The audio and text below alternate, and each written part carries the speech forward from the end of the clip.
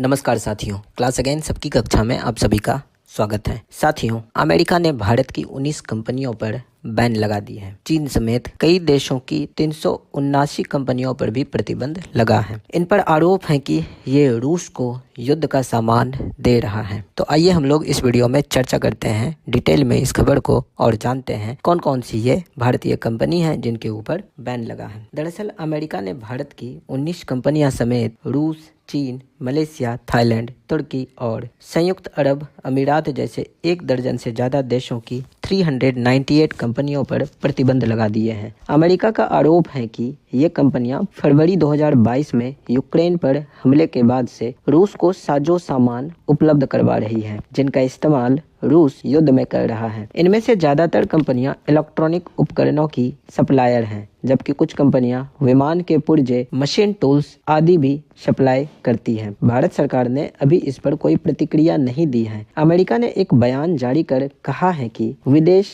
Treasury और वाणिज्य विभाग ने यह प्रतिबंध लगाए हैं। अमेरिकी विदेश विभाग ने रूसी रक्षा मंत्रालय के कई वरिष्ठ अधिकारियों और रक्षा कंपनियों पर भी राजनयिक प्रतिबंध लगाए हैं। उनके मुताबिक इस प्रतिबंध का उद्देश्य तीसरे पक्ष के देशों को सजा देना है। अब भारतीय कंपनियों पर आरोप क्या है?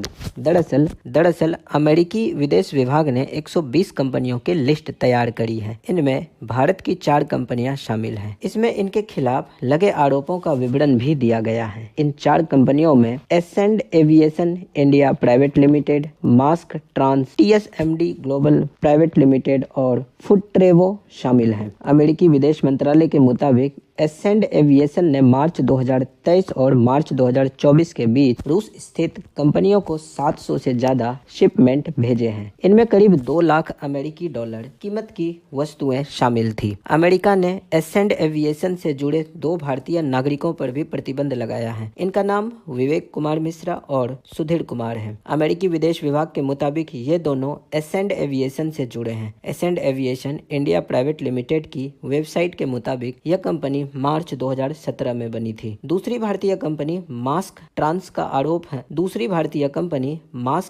पर आरोप है कि उसने जून 2023 से अप्रैल 2024 के बीच $3 लाख के सामान भेजे। इनका इस्तेमाल रूस ने एविएशन से जुड़े कामों पर किया है। TSMD global private limited company पर आरोप है कि उसने $4.3 लाख का सामान रूसी कंपनियों को दिया है। इसमें electronic integrated circuit, central processing unit और दूसरे फिक्स कैपेसिटर शामिल थे। एक और कंपनी फुटट्रेवो पर आरोप है कि उसने जनवरी 2023 से फरवरी 2024 के बीच $14 लाख का इलेक्ट्रॉनिक सामान रूस को दिया है। विशेषज्ञों के मुताबिक प्रतिबंध के जरिए कंपनियों को स्विफ्ट बैंकिंग सिस्टम में ब्लैकलिस्ट कर दिया जाता है। इससे ये कंपनियां उन देशों से लेन देन नहीं कर पाती हैं जो रूस यूक्रेन युद्ध में रूस के खिलाफ हैं। जिन कंपनियों पर प्रतिबंध लगा है उनकी संपत्तियां भी उन देशों में फ्रीज हो सकती हैं जो इस बैन के पक्ष में हैं। अमेरिका चाहता है कि रूस की अर्थव्यवस्था कमजोर हो जाए और उसकी